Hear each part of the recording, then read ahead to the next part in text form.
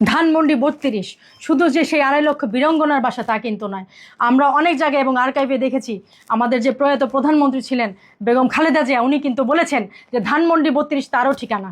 তিনিও কিন্তু এখানে আশ্রয় নিয়েছিলেন এবং তার জন্য যৌক্তিক যে কথা, তার বাবা হিসেবে প্রধানমন্ত্রী তখনকার বঙ্গবন্ধু শেখ মুজিবুর রহমান, উনিও কিন্তু তার পিতা হিসেবে তার একটা বিচার করে দিয়েছেন। এইগুলি ওনার নিজের মুখের কথা। এবং আমাদের যে এরশাদ সরকার ছিলেন, তিনিও কিন্তু বঙ্গবন্ধু শেখ মুজিবুর রহমানকে স্মরণ করতেন। এবং তারেক জিয়া সাহেব, তিনি কিন্তু তার যে প্রথম সরকার পরিচালনা করেছিলেন, বঙ্গবন্ধুর নাম কিন্তু উনি নিয়েই কিন্তু সংসদ শুরু করেছিলেন। তো কাকে আপনারা অস্বীকার করবেন?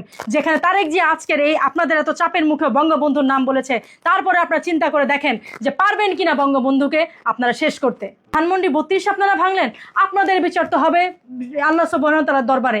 এবং আরেকটা কথা মনে রাখবেন, ধানমন্ডি ৩২ এটা শুধু তাদের ঠিকানা না, এটা পুরো জাতির ঠিকানা। আজ আমাদের পর্যন্ত ধানমন্ডি ৩২ ঠিকানা। মনে রাখবেন, ওটাকে ঘুরিয়ে দিলেই ফুরিয়ে যায় না।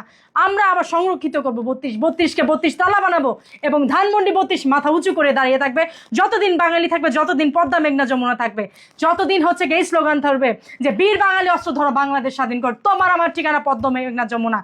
যতদিন জয় বাংলা থাকবে ততদিন হচ্ছে ধানমন্ডি ৩২ থাকবে। মনে রাখবেন, আমার আপনার পরিবারে আমার বাপদাদা, আমার 14 গোষ্ঠীর কেউ 12 বছর 14 বছর জেল খাটেনি। জেল খেটেছিল বঙ্গবন্ধু একা, আর কেউ খাটেনি। তার জীবনের 24টা বসন্ত উনি শেষ করে দিয়েছেন এই বাঙালির জন্য। তো সেই পিতাকে আপনারা যারা অস্বীকার করেন, আপনারা যারা আজকে প্রশ্নবিদ্ধ করেছেন, আপনারা আজকে তাকে নিয়ে যারা বিতর্ক সৃষ্টি করেছেন, মহাকাল আপনাদের বিচার করবে। একটা মানুষ এই পৃথিবীতে নেই, তার অস্তিত্ব আজ বেঁচে আছে। আমরা আজ পর্যন্ত তাকে লালন করি, 20 কোটি লোক তাকে লালন করে। চাইলেও আপনারা বঙ্গবন্ধুকে শেষ করতে পারবেন না। বঙ্গবন্ধু বাংলাদেশের, বঙ্গবন্ধু আমাদের সবার। আওয়ামী লীগের একার কোনো সম্পত্তি বঙ্গবন্ধু না। বঙ্গবন্ধু কালে কালে যুগে আমাদের সবার। উনি মরে যাননি, উনি মহাজাগতিক সফরে গিয়েছেন, উনি আমাদের ভেতরে থাকবেন। এখনও জয় বাংলা বললে আমাদের গায়ে অনুরণ হয়, এখনও জয় বাংলা বলে তোরা ভয় পাস। এবং তোরা যে আন্দোলন করেছিলি, এই আন্দোলনের মূল ছিল যে সে বঙ্গবন্ধুর বাংলায় বৈষম্যের ঠাঁই নাই। অতএব মনে রাখিস, সাধু তোরা সাবধান, তোদের জন্য বঙ্গবন্ধু আমাদের রেখে গেছে এবং বঙ্গবন্ধু আমাদের অস্তিত্বে লালন করি। সেই বাঙালি আমরা যাতে বাঙালি, আমরা বাঁশকে অস্ত্র বানিয়ে তোদের মারতে পারি। তিতুমিরের বাঁশের কেল্লা থেকে আরম্ভ করে ৭১ পর্যন্ত যত কৃষক ছিল, যত কামার চামার ছিল, তারা সবাই নিরস্ত্র ছিল।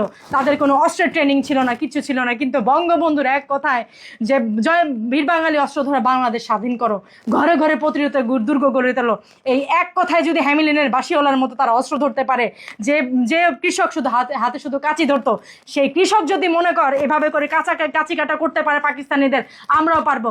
অতএব 15ই আগস্ট থাকবে, বঙ্গবন্ধু থাকবে, আওয়ামী লীগ থাকবে, তোরা কেউ কিছু করতে পারবি না। কারণ এই সব কিছু, এই 3টা জিনিস আমাদের।